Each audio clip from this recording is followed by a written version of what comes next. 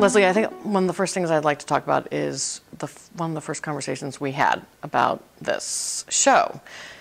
We had chosen your work, this very specific self-portrait that was in Toledo Area Artist Show, and Brian and I had been very drawn to this particular portrait, which is different than some of the other work that we'd known of yours.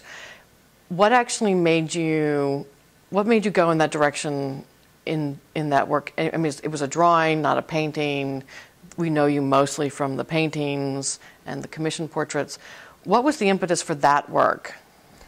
Well, years ago, I was asked by the Carousel Art Center to have an exhibition with two other gentlemen, and they were interested in having strictly drawings, maybe perhaps a few paintings.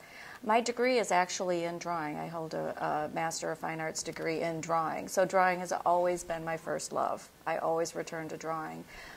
So any chance I can get to do a drawing, I really do.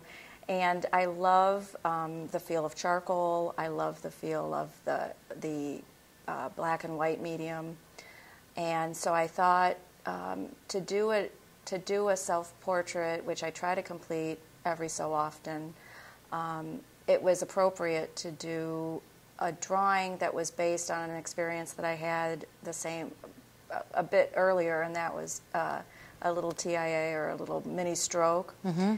And so I was concentrating on that. That always is a time when you reflect on your life, mm-hmm. just a minor little hiccup, and you want to reflect on things and your purpose. And I was having, vision problems, and you think about your hand. And I was drawn to the quote by Michelangelo, "A man paints with his brain and not with his hands." Mm. Simultaneously, I was reading a book by Michael Gelb called "How to Think Like Leonardo da Vinci," when he talks about sensione, mm-hmm. and the heightened awareness of your vision, especially sight in an artist's work. And so I thought, and the use of my hands, of course, when you have a medical episode such as that, your body goes numb and you get a lot nervous.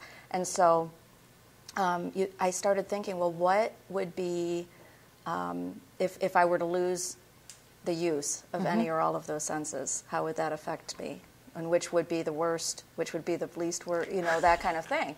When I read the article, or the book by Michael Gelb, that really influenced. When I read the quote by Michelangelo, that really influenced me. When I read about the brain, well, my goodness, I just happen to have my MRI scans. So the centerpiece that you coined, the term centerpiece for this large-scale drawing, was actually inspired by a painting at the Pennsylvania Academy of Fine Arts by Charles Wilson Peale. Mm-hmm. And he painted it in his 81st year of his life. And I thought, as I approached 50, why not do a portrait, a self-portrait, that really encompasses the same kind of idea mm-hmm. that the painting by Peale, the artist in his museum, the same feel that painting mm-hmm. had in it, and the same kind of iconography that it had in it. It had relics of his life, mm-hmm. personal mementos. It represented him as an architect, as a writer, mm-hmm. as an artist, as all of the things that encompass him. And I think I wanted to do the same thing. I wanted to show in all of my years who has influenced me, what has been significant to me as an artist, and who do I owe that gratitude to. So one of the things about that piece is that it's important to know that while it is it's a self-portrait of you in the studio, it is not necessarily the things that are always around your studio. So every little bit of that, every little object, every little piece of paper is important in some way. They're not simply the relics of what is around your studio. It is actually they each have a particular story. Each has a particular story. Each has a specific reason for being adjacent to what it's adjacent to. Mm-hmm. And the best example that I have is a newspaper clipping from the Toledo Blade from 1974. Mm-hmm. And in that Blade article, it shows a picture of me at age 11. I had won a poster contest uh-huh. through the Catholic Diocese, and it shows me at age 11 proudly holding my poster And so I wanted that to be placed next to the article from the Toledo Blade that shows the unveiling of my portrait of Bishop Hoffman several years ago.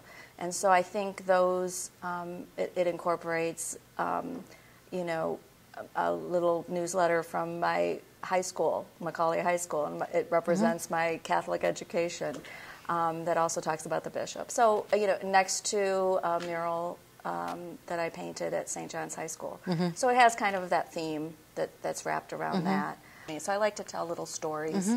The rug that's in the centerpiece drawing is from a painting of two children that I painted years ago. But I wanted a round rug in the painting, or in the drawing, excuse me, because in the centerpiece drawing, this idea of the circle, if you look at the work, you're not sure. I'm holding charcoal pencils in my hand. You're not sure. Was I sitting on the floor drinking wine? Was I working on a self-portrait? Was I sitting in my chair, my purple velvet chair that Dr. and Kathy Stedman gave to me years ago?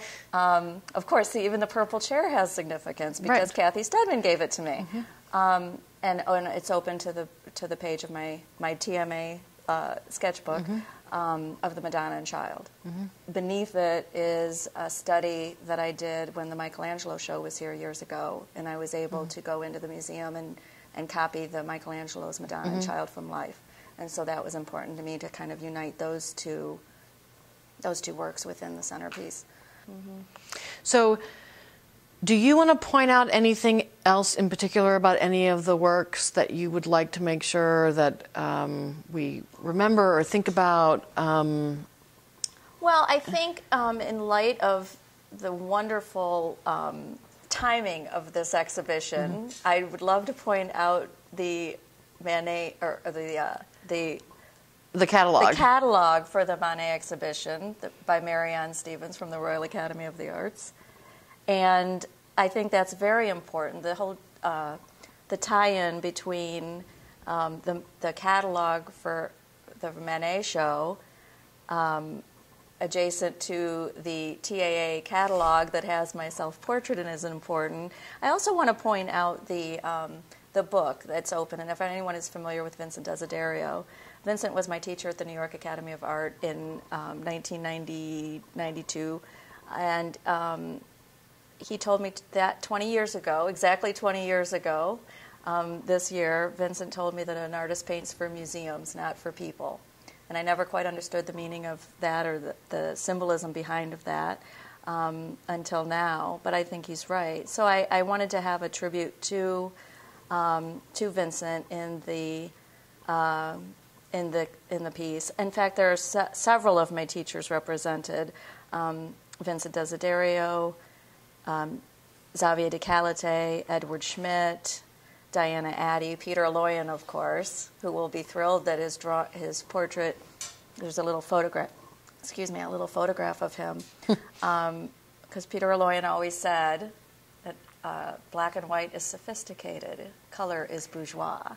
So he will be thrilled that he is not being painted, that he is being... I was going to say, he will probably be thrilled that most of the show is drawings and not the paintings. Exactly. But there are, I mentioned, bless her dear heart, the Edith Franklin Love Bowl I wanted to point out, right, of course, next to the Uppity Women of the Renaissance book. I thought that was appropriate. And one of the key, many references to art technical books, to anatomy books, and figurative books. There's a book, of course, that we have at the museum, Artist's Eyes by Dr. Raven. But one of the most important things, of course, the hourglass. We have to point the hourglass out, which is at 15 minutes. 15 minutes have passed as another ode to Andy Warhol.